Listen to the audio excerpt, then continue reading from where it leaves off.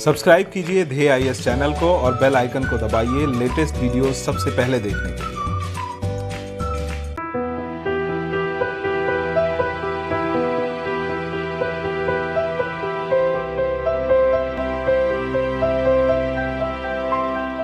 नमस्कार, मैं सुनील वर्मा ध्येय आईएएस टीम की ओर से आपका स्वागत करता हूं ध्येय टीवी पर। हम बात करेंगे डेली करंट अफेयर्स के अपने प्रोग्राम पर, जैसा कि हम प्रतिदिन करते आए हैं। कल के वीडियो में हम बात कर रहे थे रामसर समझौते पर। हमने समझने का प्रयास किया था कि वेटलैंड अर्थात आर्द्रभूमि क्षेत्र क्या होते हैं, इनका महत्व क्या होता है, इन पर उत्पन्न खतरे कौन से हैं और इन खतरों के समाधान के लिए जो हमने रामसर समझौता किया वह समझौता क्या कहता है, उसमें जुड़े हुए जो सदस्य देश हैं उनकी क्या जिम्मेदारी है। और मैंने ये भी समझाने का प्रयास किया था कि किन शर्तों और आधारों पर किसी वेटलैंड्स को रामसर साइट्स में शामिल किया जाता है। तो जो वीडियो खत्म हुआ था उसमें अंत में हम बात कर रहे थे कि भारत की 38 आर्द्रभूमियों को अब तक रामसर साइट्स में शामिल किया जा चुका है। भारत के पर्यावरण मंत्रालय के द्वारा दी गई जानकारी के अनुसार उत्तराखंड के आसन संरक्षित क्षेत्र अर्थात आसन कंजर्वेशन रिजर्व को रामसर सूची में शामिल कर लिया गया है, जिसकी वजह से यह भारत का 38वां आर्द्रभूमि क्षेत्र बन गया है और यह उत्तराखंड का पहला ऐसा आर्द्रभूमि क्षेत्र है जिसे रामसर साइट्स में शामिल किया गया। तो अब यहीं से हम अपनी बात को आगे बढ़ाएंगे। उससे पहले एक छोटी सी जानकारी और, मैंने कल आपको बताया था कि जो रामसर समझौता हुआ था, तो ये जो रामसर समझौता हुआ था इसके लिए जो सम्मेलन हुआ था रामसर में वह कब हुआ था? 2 फरवरी 1971 को हुआ था और उसी के 16 वर्ष जब कंप्लीट हुए तो 2 फरवरी 1997 को हमने ये डिसीजन लिया कि हम क्या करेंगे कि प्रत्येक 2 फरवरी को विश्व आर्द्रभूमि दिवस मनाएंगे, जिससे क्या हो सके लोगों के अंदर आर्द्रभूमि को लेकर जागरूकता बढ़े, लोग आर्द्रभूमि को संरक्षित करने का प्रयास करें। तो इसी कारण हम हर साल 2 फरवरी को क्या मनाते हैं? अब विश्व आर्द्रभूमि दिवस मनाते हैं। पहली बार कब मनाया गया था? 1997 में मनाया गया था। जब भी हम विश्व आर्द्रभूमि दिवस मनाते हैं तो हर वर्ष का कुछ थीम होता है। तो आपके परीक्षा के पॉइंट ऑफ व्यू से ये काफी महत्वपूर्ण है कि 2019 का जो हमने विश्व आर्द्रभूमि दिवस मनाया था उसका जो थीम थी वह थी आर्द्रभूमि और जलवायु परिवर्तन। 2020 का जो थीम है वह है आर्द्रभूमि और जैव विविधता। वर्ष 2021 अर्थात अगले साल का जो थीम होगी वह होगी आर्द्रभूमि और जल। अगर आप यहाँ पर देखें तो आर्द्रभूमि कॉमन है और यहाँ पर अगर देख पा रहे होंगे तो एक बार हमने समझाने का प्रयास किया या लोगों के अंदर जागरूकता उत्पन्न करने का प्रयास किया कि आर्द्रभूमि और जलवायु परिवर्तन का क्या संबंध है और कैसे जलवायु परिवर्तन से निपटने के लिए हम आर्द्रभूमियों का प्रयोग कर सकते हैं। वहीं इस साल हम यह समझाने का प्रयास कर रहे हैं विश्व आर्द्रभूमि दिवस के माध्यम से कि आखिर आर्द्रभूमि और जैव विविधता का क्या संबंध है और कैसे अगर हम आर्द्रभूमियों का संरक्षण करते हैं तो जैव विविधता का भी हम संरक्षण करेंगे। वहीं अगले साल हम क्या समझाएंगे कि यह जो आर्द्रभूमि क्षेत्र है यह वाटर सिक्योरिटी अर्थात जल सुरक्षा के पॉइंट ऑफ व्यू से भी काफी महत्वपूर्ण है और यह क्या थी? 3 साल की थी। अब हमने कहा आपको कि आसन कंजर्वेशन रिजर्व को क्या किया गया है? 38 जो हमारा रामसर साइट है उसके रूप में शामिल किया गया।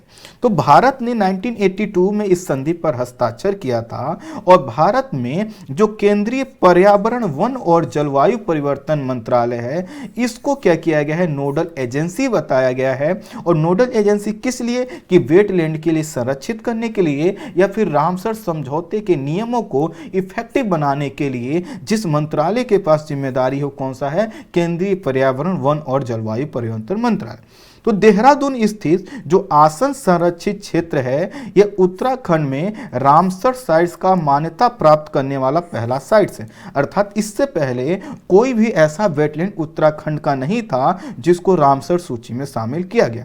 इससे अब जो साइट्स की संख्या इंडिया में बढ़कर हो गई है वह 38 हो गई है और यह दक्षिण एशिया में सर्वाधिक है।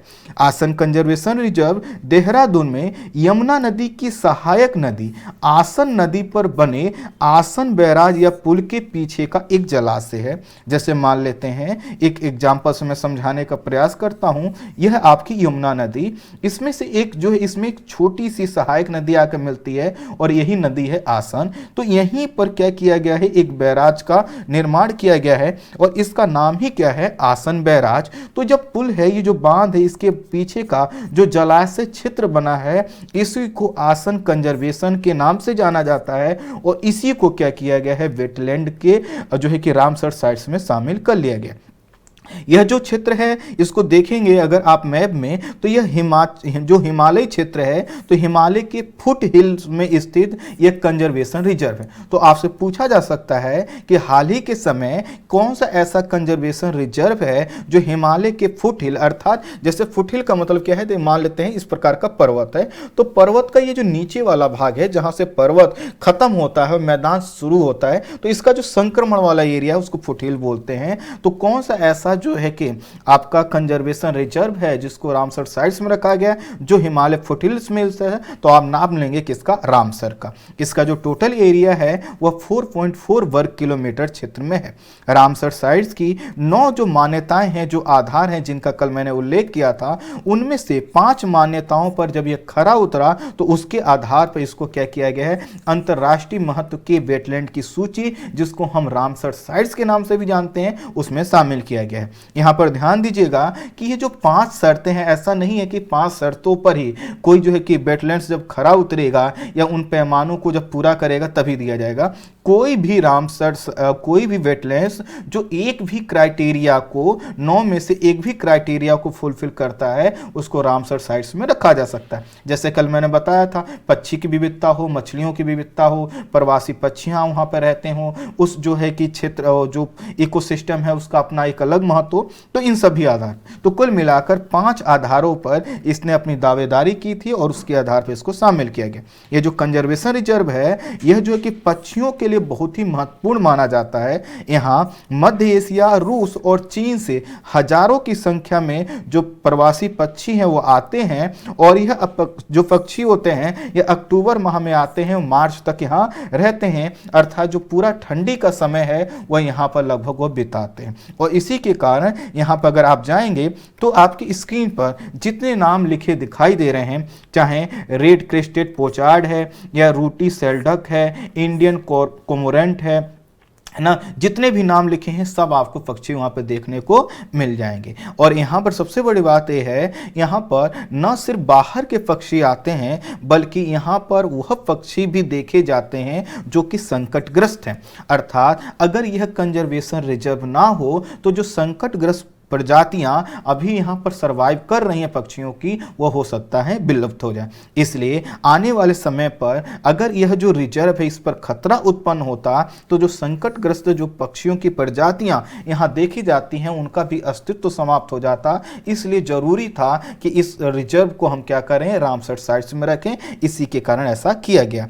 इस आसन रिजर्व जो आसन कंजर्वेशन रिजर्व है, इसको 14 अगस्त 2005 को तत्कालीन जो राष्ट्रपति एपीजे अब्दुल कलाम जी के द्वारा इसको देश को समर्पित किया गया था। यह जो आपका वेटलैंड्स है जिसको रामसर साइट्स में शामिल किया गया है आसन, यह वेटलैंड्स सुरखाव पक्षी जिसे रूसी सेल्डक के नाम से भी जाना जाता है, इसका सबसे पसंदीदा स्थल। तो आपसे पूछा जा सकता है कि रूसी सेल्डक या सुरखाव पक्षी जो है कि उसका सबसे अच्छा पसंदीदा कौन सा वेटलैंड्स क्षेत्र आवासीय है, तो आप इसका नाम याद रखिएगा।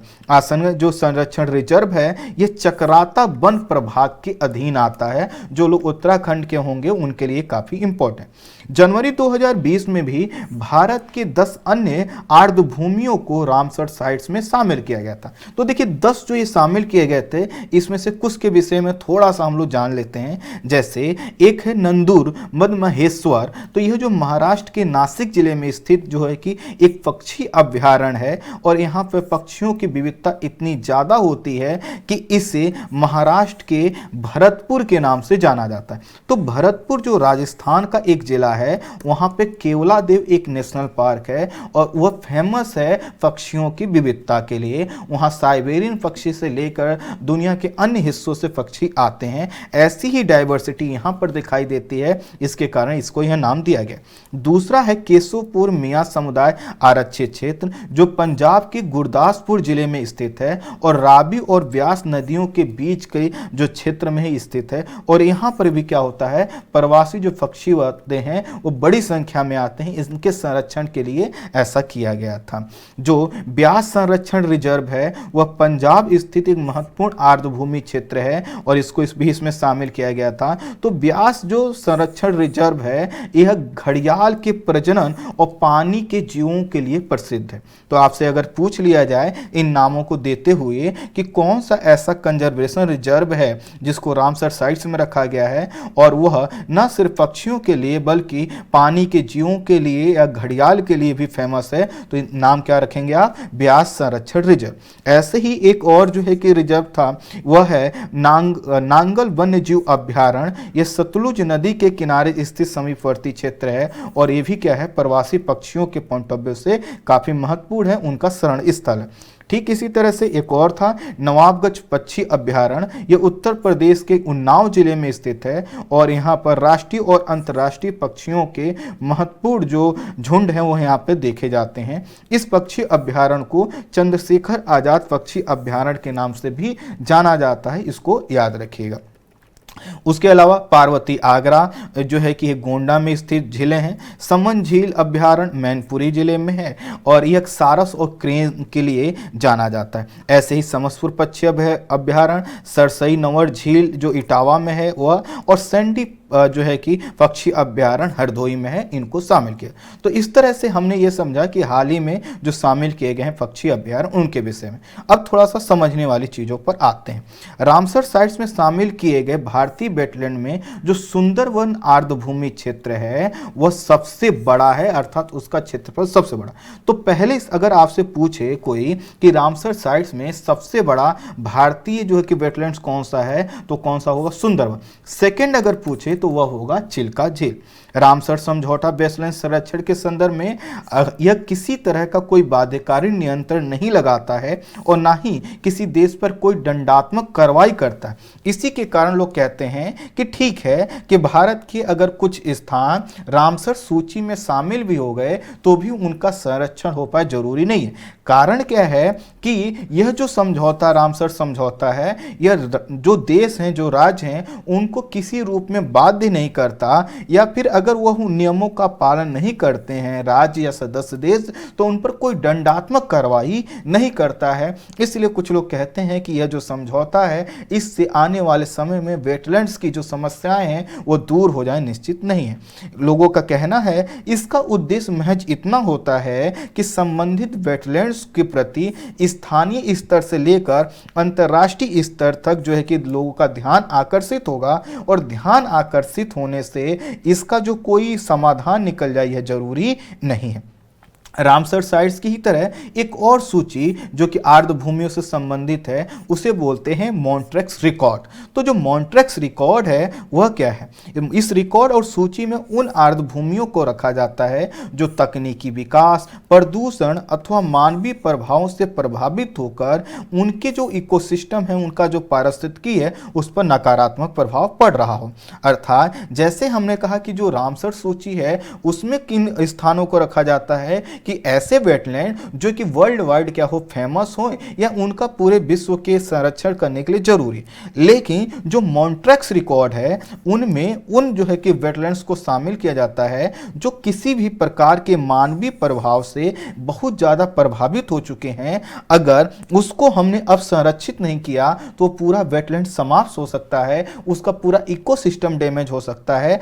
ऐसे जो है कि अगर वेटलैंड्स को शामिल करना है तो उसके लिए एक अलग रिकॉर्ड है जिसका नाम है मॉन्ट्रेक्स रिकॉर्ड। तो कुल मिलाकर अगर किसी देश के 10 या 20 या 100 अगर जितने ज्यादा वेटलैंड्स मॉन्ट्रेक्स रिकॉर्ड में होंगे वह उतना ही खराब है। इसका मतलब यह है कि मॉन्ट्रेक्स रिकॉर्ड यह कहता है कि इनमें उन जो है कि आप जो है कि वेटलैंड्स को रखिए जिन पर निगेटिव इंपैक्ट पड़ रहा है और तुरंत उसका समाधान करने की जरूरत है। तो कहीं अगर भारत में 10, 20, 50, 100 अगर इनकी संख्या बढ़ती है, इसका मतलब क्या है कि हम वेटलैंड्स को सुरक्षित नहीं कर पा रहे हैं या फिर हम उनके महत्व को नहीं समझ पा रहे हैं, इसलिए मॉन्ट्रेक्स रिकॉर्ड में रखा जाता है।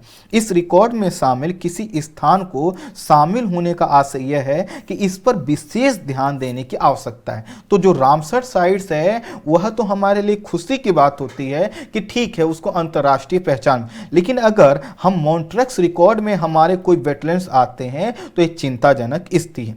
यह जो मॉन्ट्रेक्स रिकॉर्ड है यह संबंधित जो पर्यावरणीय जो चिंताएं हैं उनके मद्देनजर ऐसा किया जाता है। अर्थात इसका मतलब यह है कि जब भी कोई वेटलैंड्स बहुत ज्यादा प्रभावित हो जाएगा तो उसको हम क्या करेंगे, मॉन्ट्रेक्स रिकॉर्ड के अंतर्गत रख देंगे।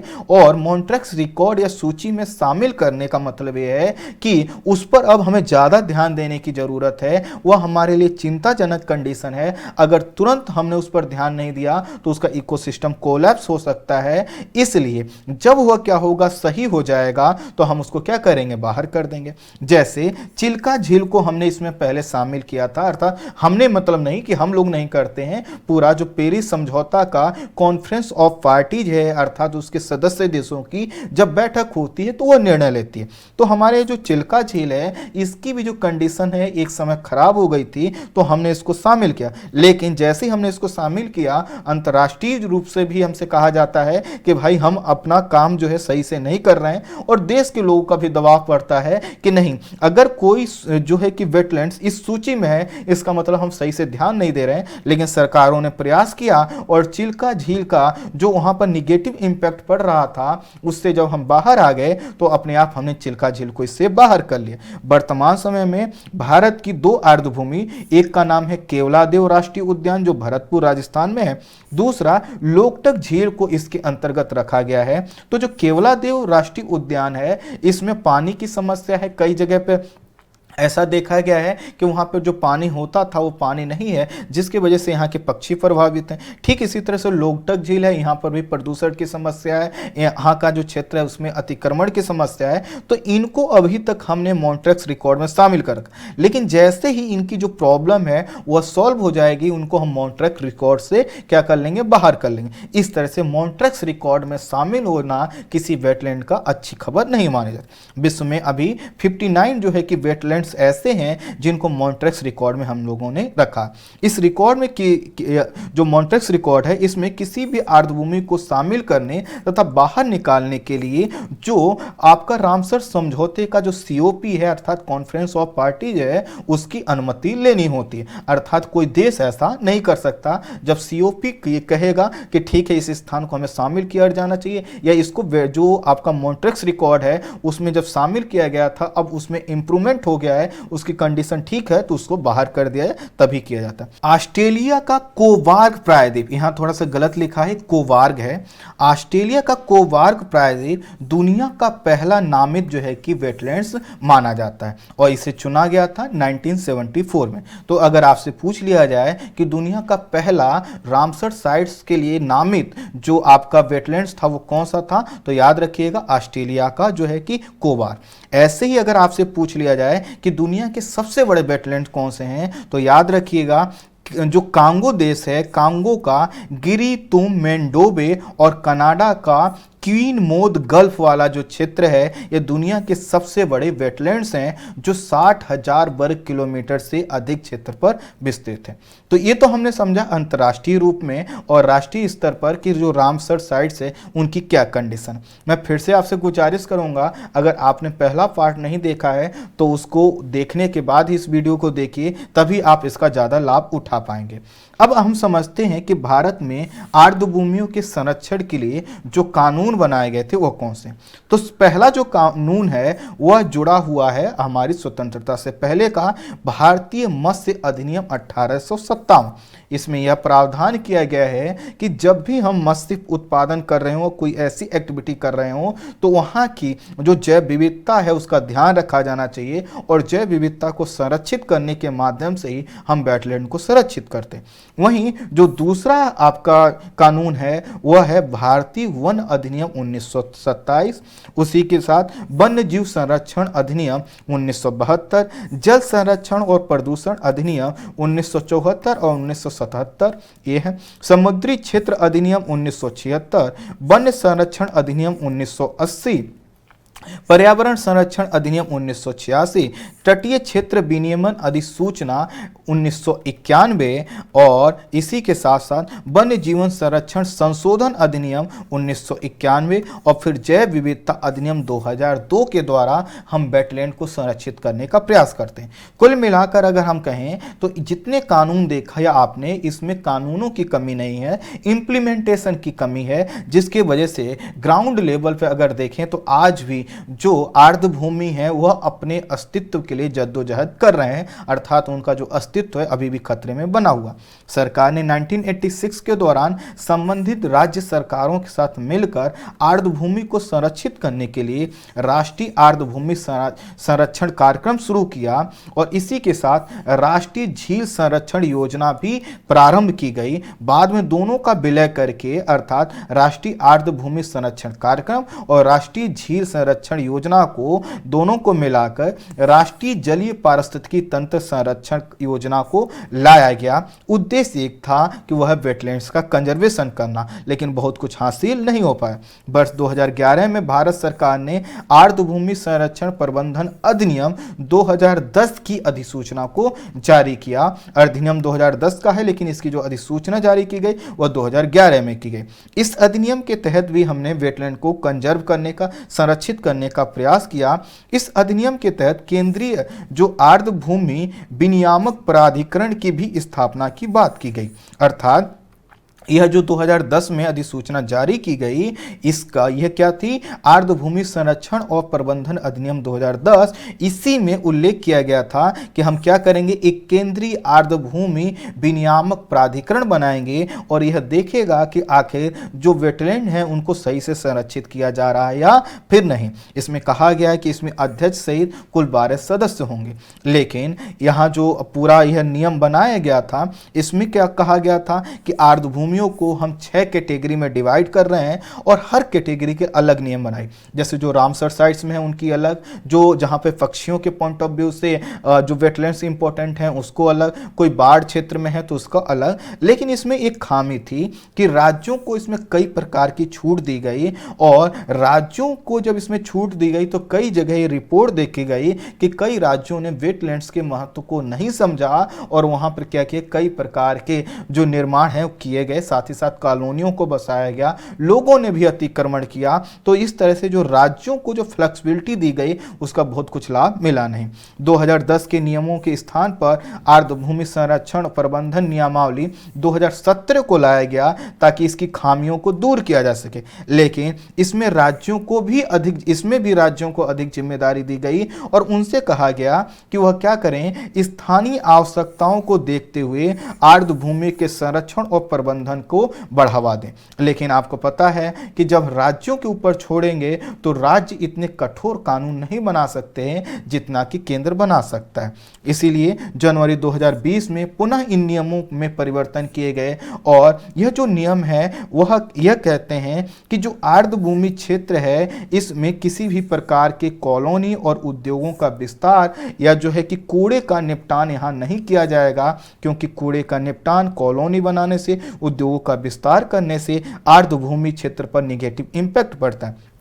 केंद्र सरकार ने भी कहा कि प्रत्येक राज्य और यूटी अर्थात यूनियन टेरिटरी को वेटलैंड संरक्षण के लिए एक अपना प्राधिकरण बनाने की स्थापना वह कर सकते हैं। आर्द्रभूमि प्राधिकरण को इनके संरक्षण और यहाँ होने वाली गतिविधियों की निगरानी के लिए एक सूची तैयार करने के लिए भी कहा गया, जो केंद्रीय आर्द्रभूमि प्राधिकरण बनाया गया था। बावजूद इसके अभी अगर हम देखें तो जितने भी आर्द्रभूमि क्षेत्र हैं वह अपने अस्तित्व के लिए संघर्ष कर रहे हैं। अब देखिए, मैंने कुछ आपके लिए जो रामसर साइट्स हैं जिनको इसमें उल्लेख किया गया है उनका लिस्ट आपके लिए रखवाया है। इसमें कुछ हो सकता है टाइपिंग एरर हो, तो आपको जो पीडीएफ मिलती है उसमें सही करके हम देते हैं। अच्छा, एक चीज़ और, जो पिछले पीडीएफ नहीं मिल रहे थे आपको, तो अब उन वीडियोज के आप डिस्क्रिप्शन में जाकर देखिएगा, लिंक में पीडीएफ लगा दी गई। सिर्फ कल वाले वीडियो की नहीं लगी है, वो भी 2 से 3 घंटे में लग जाएगी। कुछ टेक्निकल कारणों की वजह से ऐसा हुआ था।